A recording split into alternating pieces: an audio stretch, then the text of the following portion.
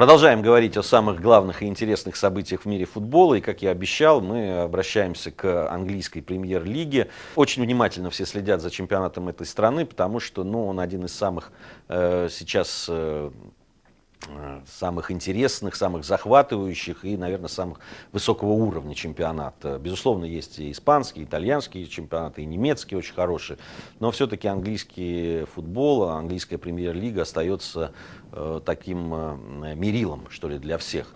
Лучшие, пожалуй, футболисты, лучшие клубы играют в этом чемпионате. И, что важно, очень невероятно интересный футбол, захватывающий, такой валидольный, чтобы футбол, особенно вот на финише чемпионата Англии произошел судьба золотых медалей, да и вообще распределение, там, кто попадет в Лигу чемпионов, оно решалось буквально в последних матчах. Но, конечно, просто внимание всех болельщиков, которые любят хороший футбол, которые ценят эту игру, разбираются в ней, было приковано к двум матчам английской премьер-лиги, последним матчем этого турнира. Манчестер Сити принимал на своем поле Queen's Park Rangers, и Манчестер Юнайтед также проводил последнюю игру, и тому и другому клубу нужны были победы.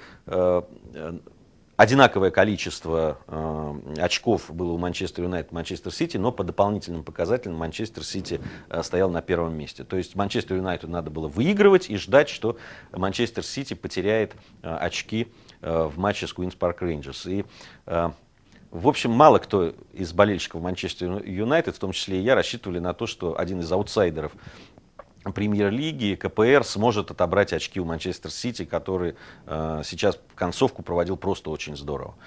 И на самом деле в итоге оказалось, что зря так пренебрежительно относились к КПР. Все-таки английский футбол — это английский футбол. Просто настоящий бой дали футболисты КПР Манчестер Сити. Несмотря на то, что пропустили мяч первыми, 1-0 повел Сити, казалось, уже все решено в этом матче, но сумели сравнять счет.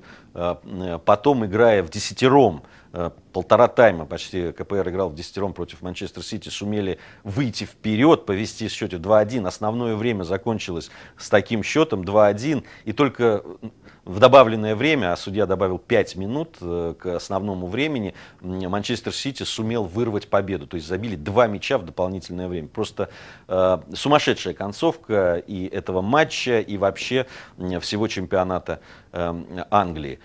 На мой взгляд, Манчестер Сити, несмотря на то, что вот какой-то случай тоже забить 2 мяча в дополнительное время, пускай и уступающему и по классу, и по количеству игроков на поле клубу, но все равно это, конечно, во-первых, желание невероятное, это вот то самое желание победить, как мы отмечали у московского «Спартака», и здесь Манчестер Сити проявил просто невероятные бойцовские качества и заслужил, на мой взгляд, и игрой, и этим последним матчем это чемпионство. Несмотря на то, что я такой давний поклонник Манчестер Юнайтед, но должен признать, что вообще и в целом в чемпионате, и в том числе в концовке этого чемпионата Манчестер Сити заслужил чемпионство. Впервые за более чем 40 лет Манчестер Сити стал чемпионом Англии. Что касается Манчестер Юнайтед, то сейчас этот клуб не самые лучшие времена переживает с точки зрения смены поколений. И то, что клуб сумел вот так до конца бороться с Манчестер Сити, который несколько лет выстраивался, в которого были вложены очень большие финансовые средства, конечно, надо отдать должное Манчестер Юнайтед и прежде всего Алексу Фергюсону, который просто настоящий символ и английского футбола, и Манчестер Юнайтед, конечно, в большей степени. То, что клуб прошел вот так здорово этот чемпионат, заслуга прежде всего главного тренера, который сумел из новых игроков, ветеранов, тот же Сколс, который показывал великолепную игру, вернувшись опять в клуб. Одно время он не играл, уже ушел. И Райан Гиггс, который, несмотря на свой возраст, показывает великолепную игру. Вот Фергюсон смог из всего этого составить такой очень хороший клуб. Конечно же, принципиальным и самым важным матчем была недавняя встреча Манчестер Сити и Манчестер Юнайтед. Очная встреча, когда Сити сумел в очень такой нервной и сложной игре победить МЮ со счетом 1-0. Вот это, собственно, и заложило тот фундамент, который привел Манчестер Сити к чемпионству.